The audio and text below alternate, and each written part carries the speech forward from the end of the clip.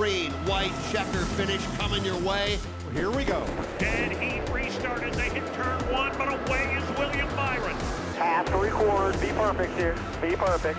White flag here, go get him. Is he gonna move him? He is, he's in the back of him. Back to the gas, come on, bub. William Byron comes off turn 4. He will win tonight at Martinsville. Oh yeah, baby, awesome. Heck yeah, buddy, great job. Oh man, you guys are awesome.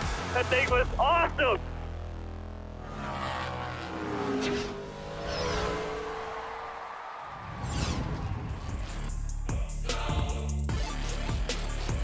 Hey race fans, welcome into Studio 3 for the preview show. I am Alex Weaver, that is Alan Cavanna, and we're staying for the third week in a row on a short track, but this time, a little beating and banging at Martinsville. Never hurt anybody, AC. Tick tock, get me a hot dog, a grandfather clock, the best trophies in sports. I love Martinsville. I agree with that, and interesting that you talk about a clock. It'll be a different hour on the clock when we go racing at Martinsville for the NASCAR Cup Series on Sunday than what we are used to.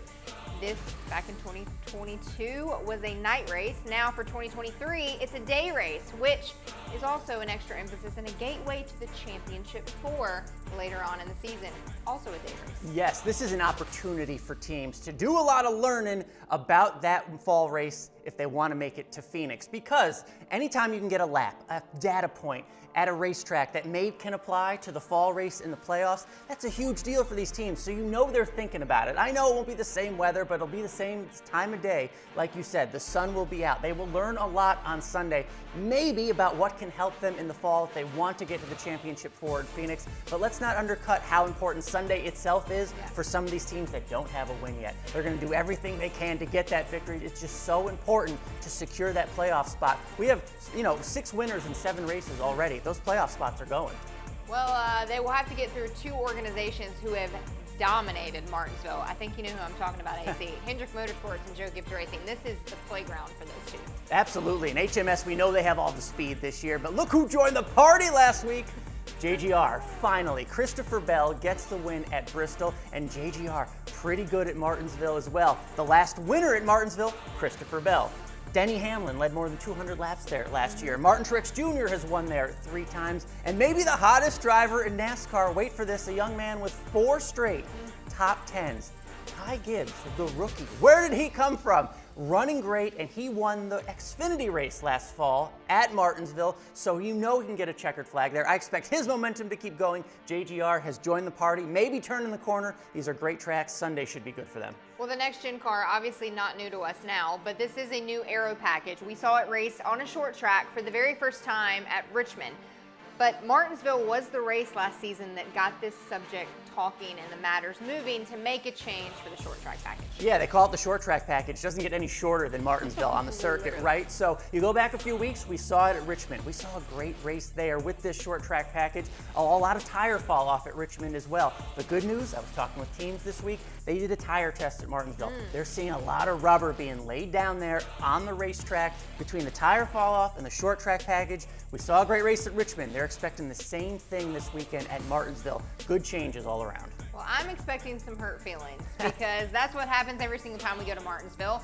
And Bristol, per usual, we left with Ryan Preece and Kyle Larson not agreeing on some topics. So will we see some frustrations with drivers taken out of Martinsville? Oh, yeah, it's a short track. You love the drama, right? Love it. We all love the drama. We win as fans getting to watch some of this, but I feel like it's starting earlier and earlier every season that goes by. We've seen Hamlin and Chastain. We saw Chastain and Suarez and Bowman. Last week we saw Preece and Larson. It's only going to continue at the smallest racetrack that we have in NASCAR. Think about it, 1,000 turns coming up on Sunday, 1,000 opportunities to bump into somebody, to get angry, but it all comes out of passion, it all comes out of pressure, because every one of these positions, to these drivers, we talk to them, it's so important to keep and maintain your track position, because getting that victory can change your entire season. You don't want to lose anything, and when you do, you get mad at the person that caused you to lose that position. We're going to see it on Sunday, and we're just going to sit back and watch. Well, last but certainly not least, and this will make a lot of you race fans happy, it's the return of Chase Elliott. I feel like we need to dust off the siren down there in Dawsonville.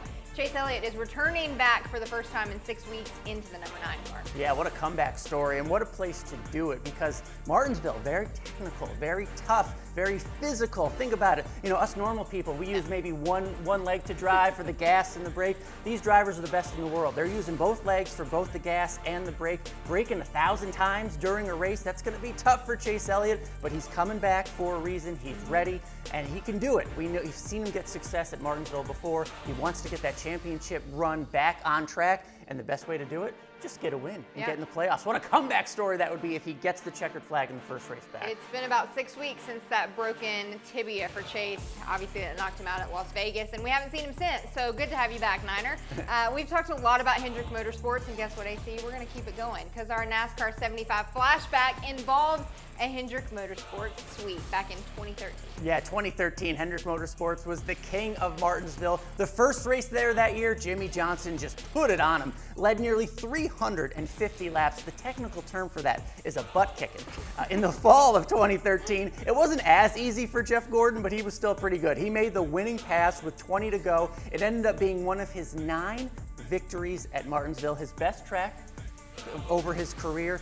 Go back 10 years before that, he swept Martinsville, Jeff Gordon, so HMS, a long history at Martinsville. So many checkered flags, it wouldn't surprise me if they just did it again. Oh, will they? You'll have to watch and find out. Sunday, 3 p.m. Eastern, the NASCAR Cup Series goes racing at Martinsville on FS1. Yeah, make sure you're back here next week for the preview show. She's Alex, I'm Alan. We'll see you then.